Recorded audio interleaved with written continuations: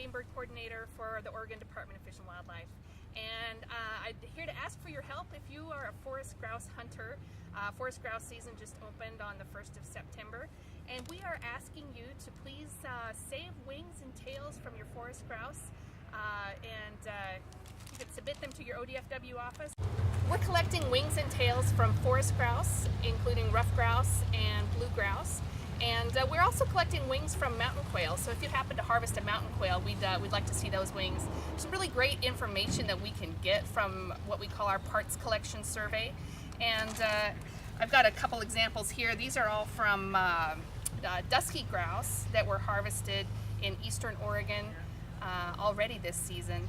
And you can tell the age and the sex of the birds, and you can also backdate the hatch date, so you can tell how old these birds were and when they were hatched. So there's a lot of really great information that we could really only get from the hunters if you submit your parts. And it's really easy to do. We have these wing bags. You can get them at your ODFW office, or actually if you're watching this video on social media, you could private message ODFW and provide your mailing address. We'll send you a bag. Or you could just put it in a grocery sack and drop it off at your ODFW office. Please don't use plastic when you're submitting your wings. That can make them decompose faster than we'd like, and so the people who have to sort through these wings can kind of get a nasty surprise if they're in plastic. And actually we lose information sometimes if the wings are too decomposed. So it's okay to let them dry before you submit them if you have time, but definitely use a paper bag. There are also wing barrels kind of strategically located in some of the districts. So if you're hunting in the John Day area or down in Southwest and some places along the Coast Range, there are wing barrels located out in popular forest grouse hunting locations. You should be able to see one of these signs and give some instructions on how to drop your wings in the barrel and what information we need. It really is important that you put the date of the harvest on your wing envelope, and then just the general location where you were hunting. The county or the hunt unit is fine. You don't have to tell us your secret hunting location, but just the general area will be real helpful for us, because we'll be calculating information about harvest rates. We'll be calculating information about age ratios, sex ratios. How was the hatch in the Coast Range, for example, this year?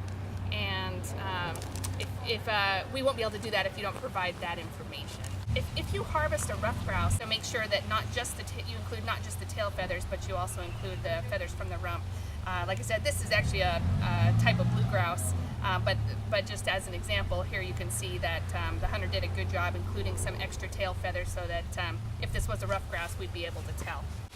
It's really important for us that the hunters participate in our parts collection survey, because forest grouse and mountain quail are really difficult to survey in using traditional survey methods. Information from the parts collection tells us all kinds of information that we wouldn't be able to figure out using our regular driving routes, just because they live in areas that are kind of hard to access.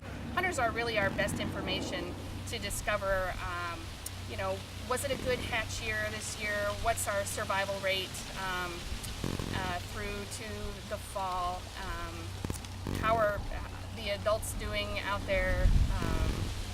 And so all of this information really comes in useful for us when we're thinking about hunting seasons, when we're thinking about how good a shape are our forest grouse populations in. And that helps us make management decisions about do we need to look at habitat, or do we have concerns about our forest grouse populations.